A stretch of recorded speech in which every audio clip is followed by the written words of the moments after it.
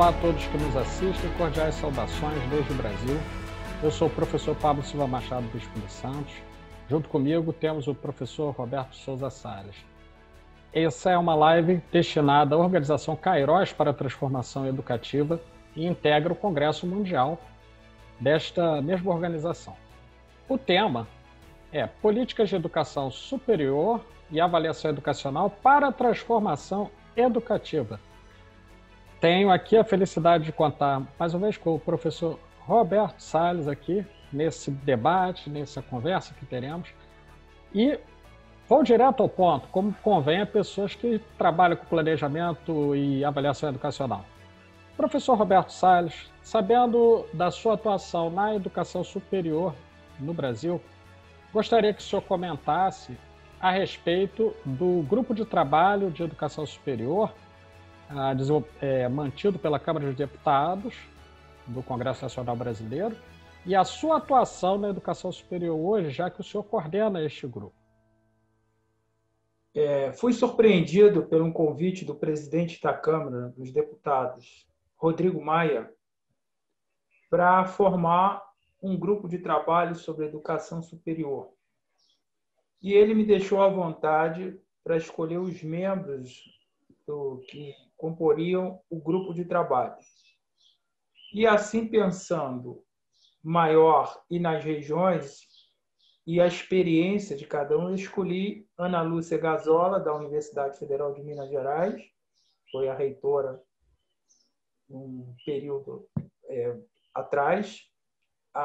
Escolhi também o Thompson Marins, que foi reitor de Campina Grande, da Universidade Federal, e Eliane Superti, que foi reitora da Universidade Federal do Amapá. E também tivemos a alegria de termos dois consultores legislativos, que foi o Ricardo Martins e Renato Gilioli, além de 3 assessoras do gabinete da presidência da Câmara. No ato do presidente de nomeação, que está publicado no boletim da Câmara dos Deputados, né, no Diário Oficial, vamos dizer assim, diz que nós devíamos fazer um diagnóstico da educação superior, pública e privada, e apontar caminhos. E esses caminhos para resolver as questões pendentes, seja de competência legislativa ou executiva. E o nosso grupo de trabalho ele foi publicado em 30 de março de 2019, com essa incumbência.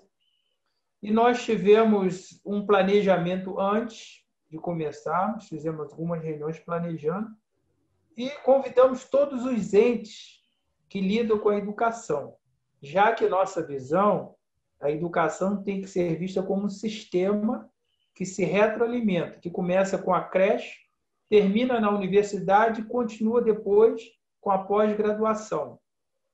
E veja bem, toda a formação do ensino fundamental e do ensino infantil no Brasil, a educação infantil, é feita por professores formados nas universidades. Então, realmente, o sistema ele tem que ser visto como um sistema dinâmico e que se retroalimenta. Então, a partir daí, nós chamamos todos os entes, fizemos um diagnóstico de toda a situação durante um ano, só que nós tivemos, no meio do caminho, uma pandemia que ninguém esperava.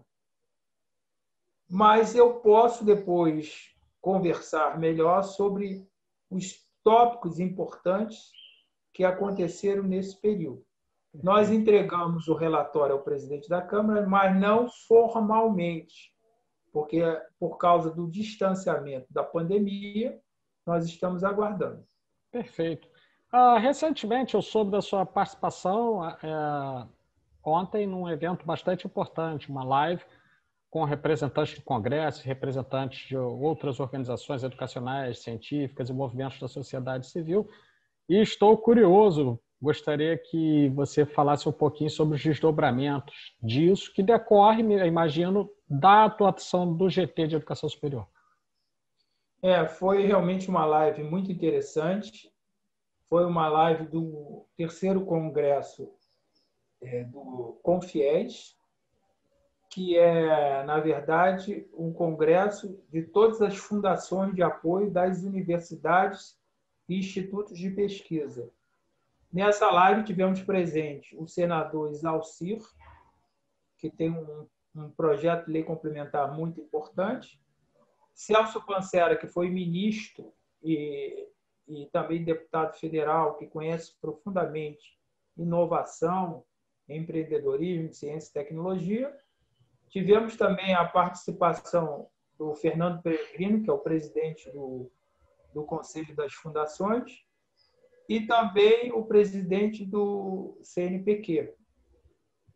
Além disso, tivemos mais de 1.000 participantes, né, representando todo o nosso segmento de ensino, pesquisa, extensão, ou seja, todo o segmento acadêmico representativo. E ali foi colocado, realmente, os projetos de lei que estão tramitando, e eu vi que a maioria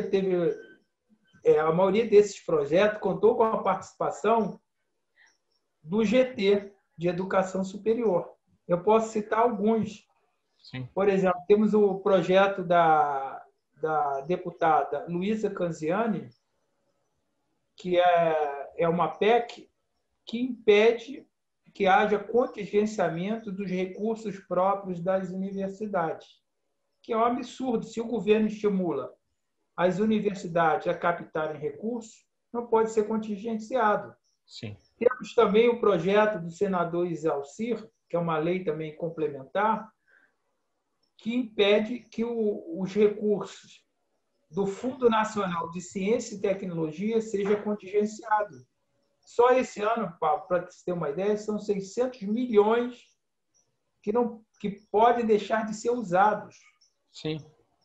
Em 5 anos, são quase 3 bilhões de reais. Então, são projetos relevantes e também combinamos, para finalizar, que nós vamos trabalhar para recompor o orçamento das universidades, porque sem educação, esse país não vai para lugar nenhum e vamos ficar dependentes da tecnologia dos outros países. Perfeitamente, professor Roberto. Eu gostaria de fazer um breve comentário dentro do que é meu foco de estudos. Como você me conhece já há bastante tempo, eu trabalho com planejamento e avaliação educacional, e eu gostaria de dizer que trabalhos como esse, realizado pelo GT, auxiliam não somente a tornar o que se produz no Brasil comparável ao que se faz na América Latina e nos melhores centros de desenvolvimento do pensamento no mundo, como também introduz dimensões importantes no planejamento e na avaliação, quais sejam a dimensão política, a qual não podemos nos esquivar, ela está envolvida em todos os processos decisórios, e também a dimensão técnica, que não está atrelada somente a uma dimensão econométrica dos recursos. Ou seja, ainda que não se faça nada sem dinheiro em educação, a educação não pode se resumir a um fluxo de caixa. E, nesse sentido, gostaria de congratular tanto a sua participação quanto o importante trabalho do GT, que, no meu entendimento, tem tudo a ver com a visão da organização, melhor dizendo, me perdoem, organização Kairos, para a transformação educativa. Então, nós temos um tempo exíguo, professor Roberto, então passemos para as saudações finais, de modo a podermos encerrar essa live e assim participar. Eu queria mandar um grande abraço para todos os membros que ajudam a educação pelo mundo, que pertence ao Kairos, e dizer que nós estamos muito felizes de poder contribuir, mesmo que seja um pequeno ponto, mas que possa ajudar a nossa educação, não só do Brasil, como do mundo. Perfeitamente. Eu faço minhas as palavras do professor Roberto. Me sinto muito feliz e honrado em fazer parte de organização tão importante e cujos trabalhos serão sentidos ao longo dos anos. Muito obrigado a todos e até uma próxima oportunidade.